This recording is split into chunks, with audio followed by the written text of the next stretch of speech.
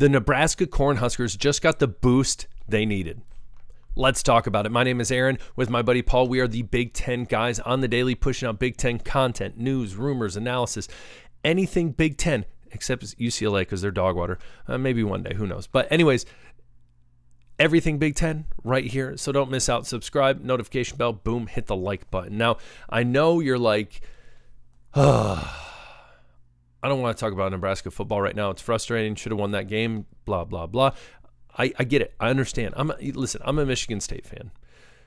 We played an 11 p.m. Eastern time kick game in LA against USC, stayed up for it, didn't go to bed till 3:30 in the morning, and we lost. It wasn't good. I pretty much didn't sleep. So again, you guys lost. I lost. Not ideal. But again, I'm going to bring some positivity into it.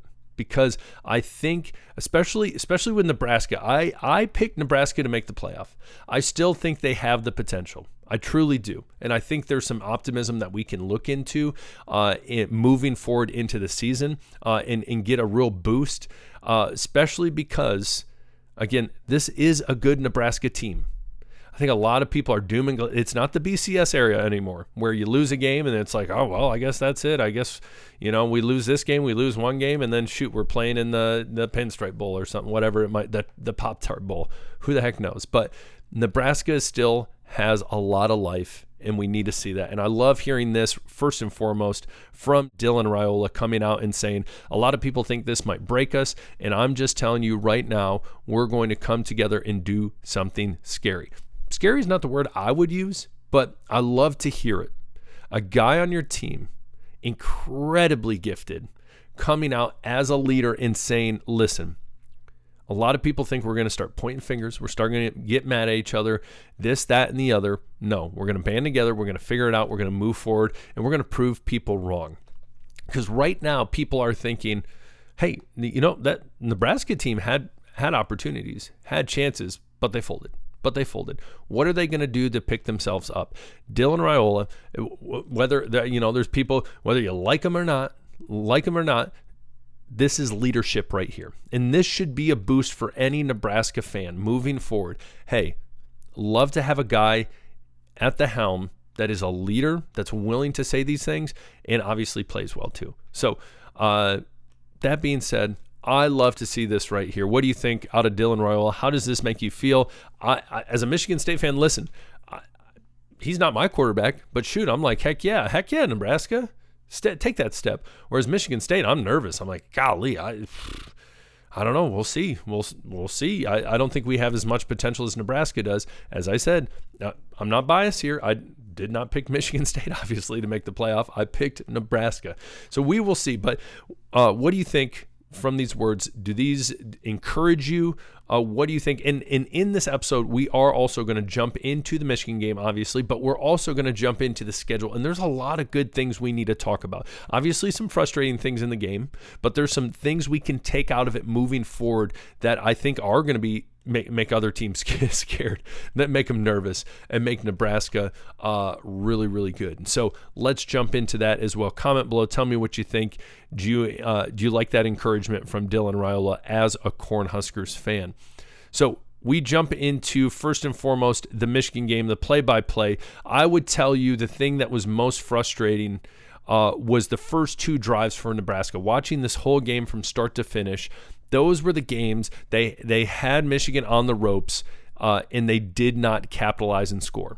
That is killer. Against any good team, you need to put, against any team, you got to put points on the board. If you have an opportunity to get points, you got to get them. If you go back with a goose egg, it's going to kill you. If you were to tell me that Nebraska's first two drives, one, they got all the way to the goal line, and then two, the second one, they went for a field goal, and you said the score in that quarter finished 10-0, I would tell you it's Nebraska in the lead. Oddly enough, it wasn't. It was Michigan. So in those, I love the aggressiveness by Nebraska and by Holgorsen. I loved it in that first drive, but you got to capitalize. Michigan's defense is one of the best defenses in the country, especially when it comes to the run. And that field goal, there's no reason to miss that field goal. You got to get points on the board. Again, you look at those two drives, even if you just make the field goal, Or even on that fourth down, you go for. And I know this is all hypothetical. I know this is Monday morning quarterbacking, all that fun stuff. Hindsight is 2020, whatever the heck you want to say. But when it comes down to it, you got to get points in one of those two drives right there. That was killer. And in the game, Paul, who's the other guy on the show, who is a Michigan fan, he texts me in that first drive, and he was like, first of all, he was like, I'm nervous. And then he goes, who are you cheering for? And I said, you know darn well who I'm cheering for. And it's not the Wolverines. So you know what? I was Big Red Nation Saturday afternoon, and I wish they would have came through. But I digress. So you look at the drives, they ended up not scoring until that second drive in the second quarter. Then they got 2 more touchdowns, which was huge to tie it into halftime. That Hail Mary was awesome. Third quarter was abysmal. Really, if you look at both sides of the ball, the big difference is a couple big plays, and that's really it. Besides that, Nebraska ended with -1 yard total, and then weren't able to capitalize on their second drive in the fourth quarter.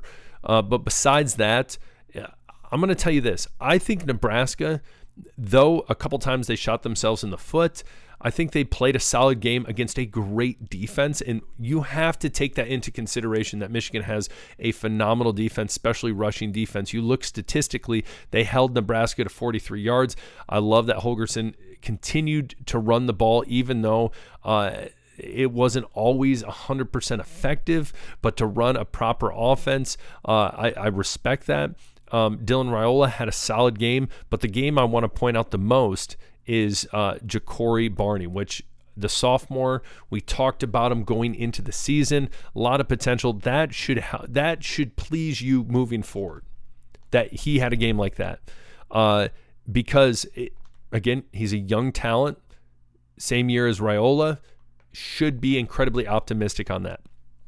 On the other side of the ball, Michigan, Justice, they did the two things they do well in Ann Arbor is their rush defense, stopping the run, and running the rock. And they did both against the Cornhuskers. I told you a video last week, Bryce Underwood, nothing crazy in the air, 105, 12 of 22, not great.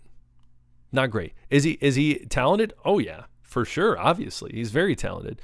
But their passing woos are in a way, I mean, maybe a little better than last year, but not crazy amount. Not a ton. And so, looking at this game, your takeaway: Dylan Raiola had some great moments. Emmett Johnson, I respect the fact that they kept pounding the rock with him. And then Barney, among other receivers, had some solid some good games against a good defense. So I think that needs to be noted. Has to be noted. What were your thoughts in the Michigan game? Again, you take those 2 first drives and score, you're at least going to overtime if you get the field goal. So what do you think? Comment below. Would love to hear what your thoughts are on the game. What did you take out of it? Well, we're going to stay optimistic. What did you take out of it in a good light moving forward? Again, like Dylan Raiola said, we're looking, teams are going to be scared of us moving forward. We're going to be scary. I think the combo, Dylan Raiola, Barney, Key, Emmett Johnson, when he gets going, this offense is good. Putting 27 points up on Michigan is not an easy feat. Let that be known. What are your thoughts on this game? In some other good news that we got to talk about is the schedule moving forward for Nebraska. So we look, Michigan, unfortunate loss. Wish that was a dub. But then you play Michigan State. If you want to send me tickets, I'll come to the game. What's that, October 4th? I'll come to the game. You got a bye week, and then you play them. I love Michigan State. They're my team. I don't see Michigan State winning that game. Going to be honest. Do not see a W in our future for that game. And please don't make it super late, because I don't want to stay up super late and then it's hard with the kids getting up. You know. But you look at that game, Michigan State, Maryland 4-0, but let's be honest, who has Maryland truly played? Minnesota, a decent record, but again, Minnesota, both games away, but I think those are wins for Nebraska. Northwestern's trash. USC is actually really good. USC and Penn State are the 2 next games on Nebraska's schedule. They got to win 1 of 2 and go 10-2.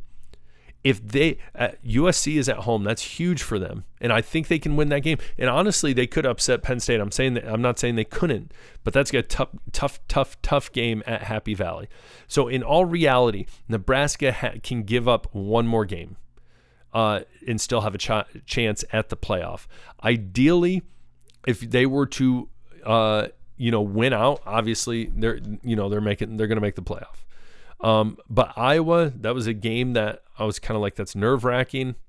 Be honest with you, you watch Iowa football, same old Iowa football. Nebraska's offense is incredibly